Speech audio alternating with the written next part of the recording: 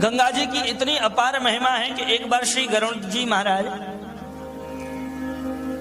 गंगा जी के ऊपर से जा रहे थे, तो रास्ते में क्षुधा व्याप्त हुई, क्षुधा लगी, तो सोचा कुछ बाल भोग कर लें, कुछ पालें। तो गंगा जी के समीप आकर के, गरुड़ जी का तो आहार है मछली, सर्प इत्यादि, तो वहां पर सर्प दिखा, सर्प का ग्रास करने लगे, सर्प को खा लिया उन्होंने, और सर्प को खा करके गंगा जी के पास में जाके गंगा जी का जल पान कर लिया। और जैसे ही गंगा जी का जलपान किया, वैसे ही महाराज वो सर्प जो गरुड़ जी ने खाया था, वो चतुर्भुजी नारायण के रूप में सामने आकर के खड़ा हो गया।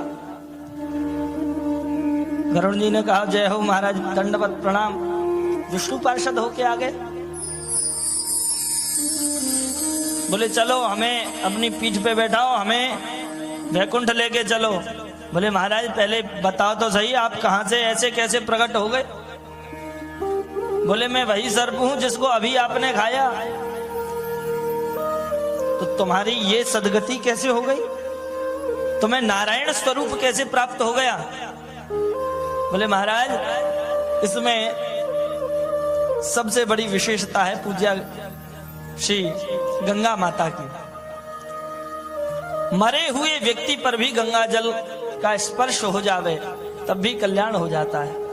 तो भारत में मुक्ति का साधन करना नहीं पड़ता। बोलो राधे राधे। भारत में मुक्ति अनेकों प्रकार से प्राप्त होती है।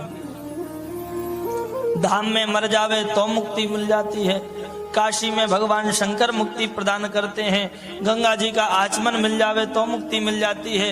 अरे महाराज कहां तक कहें, मरने वाले व्यक्ति की गले में तुलसी माला हो तो उसको मुक्ति मिल जाती है, ललाट पर ऊर्ध्वपुंड्र तिलक हो तो उसके पास यमदूत नहीं आते हैं, जिनके मुख में गंगा जल हो उनका यमदूत स्पर्श तक नहीं करते, दर्शन तक नहीं देते। संत दर्शन हो जावे, गौ दर्शन हो जावे मृत्यु के समय पर तो मुक्त हो जाता है। तो भारत में मुक्ति का तो महाराज कोई साधन करने की भी आवश्यकता नहीं, मुक्ति यहां बटती है। ये कहें कि मुक्ति यहां पानी भरे तो इसमें भी कोई अतिशयोक्ति नहीं होगी। इतने सौभाग्यशाली तो हम भारतवासी ही हैं जिनको पग पग पर मुक्ति महर्षियों ने प्रदान कर रखी है कि कोई कहीं भी मर जावे, कैसे भी कुछ भी हो जावे, कैसे भी मृत्यु आ जावे, उस क्षण भी कैसे भी करके गले में तुलसी पहन ली हो तब भी उसका कल्याण हो गया, मस्तक पर तिलक धारण कर रखा हो तब भी मर गया तो महाराज सीधा गया गोलोक को।